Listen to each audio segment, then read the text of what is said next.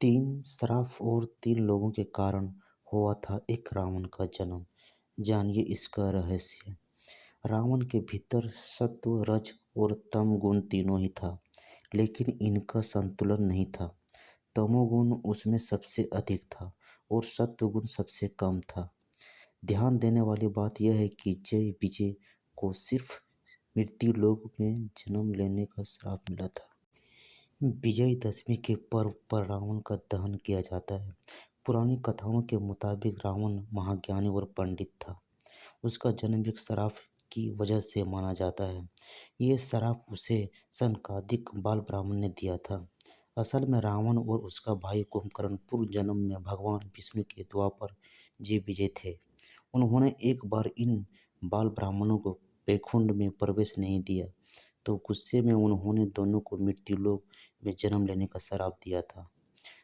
आम तौर पर रावण के जन्म की बस यही एक कथा लोग जानते हैं। असल में रावण का जन्म होना सिर्फ इतनी सी बात नहीं थी, बल्कि दो और रावण थे जिनसे रावण का जन्म हुआ था।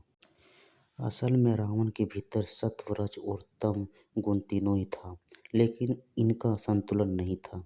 तमोगुण उसमें सबसे अधिक था और सत्वगुण सबसे कम था। ध्यान देने वाली बात यह है कि जय विजय को सिर्फ मृत्युलोक में जन्म लेने का श्राप मिला था, राक्षस हो जाने का नहीं। जब उन दोनों ने श्राप से मुक्त का उपाय पूछा, तब सनकादिक ऋषियों ने कहा कि भगवान विष्णु के हाथों ही दोनों का उद्धार होगा। अब भगवान उन्हें बिना किसी वजह तो वध करते नहीं। यहीं से दूसरी कथा का आरंभ होता है।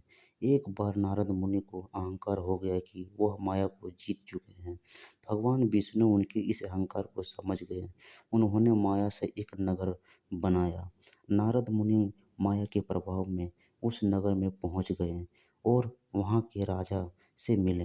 राजा ने नारद मुनि को अपनी क्या का हाथ दिखाया और विवाह योग्य वर के बारे में पूछा। कन्या को देखते ही नारद मुनि उस पर मोहित हो गए और उससे विवाह के सपने देखने लगे। नारद मुनि ने राजा से कहा कि कन्या का स्वयंवर रचाए, योग्य वर मिल जाएगा। इतना कहकर नारद सीधे बैकुंठ पहुँचे और अपने मन की बात बताई। इसके बाद उन्होंने कहा कि प्रभु, संसार में आपसे सुंदर कोई नहीं है। मुझे हरि मुख आने आप अपना रूप दे दीजिए, दे दीजिए। भगवान ने फिर पूछा, क्या दे दूं? नारद बोले, हरि मुख प्रभु, हरि मुख। संस्कृत में हरि का एक अर्थ बंदर भी होता है। माया रच रहे भगवान विष्णु ने नारद मुनि को बंदर बना दिया। नारद जी यही रूप लेकर स्वयंवर गए।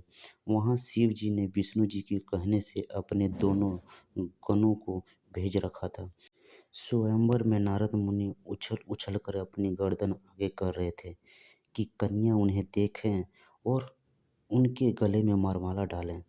उनकी यह हरकत देखकर कन्या हंस पर और शिव जी के भेष बदलकर पहुंचे। गणों ने भी उनका उपहास उड़ाना शुरू कर दिया। कहने लगे, कन्या को देखकर बंदर भी स्वयंवर के लिए आ गए हैं।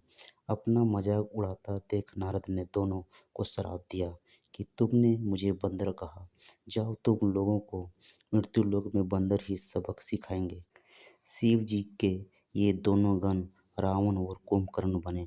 इसके बाद नारद ने देखा कि कन्या ने जिसके गले में वरमाला डाली वह खुद ही श्री हरि हैं। तब नारद ने उन्हें श्राप दिया कि जिस तरह मैं तुम मेरी होने वाली पत्नी को ले गए और मैं वियोग विलाप कर रहा हूँ, एक दिन तुम्हारी भी पत्नी का हरण होगा और तुम विलाप में वन वन में भटकोगे।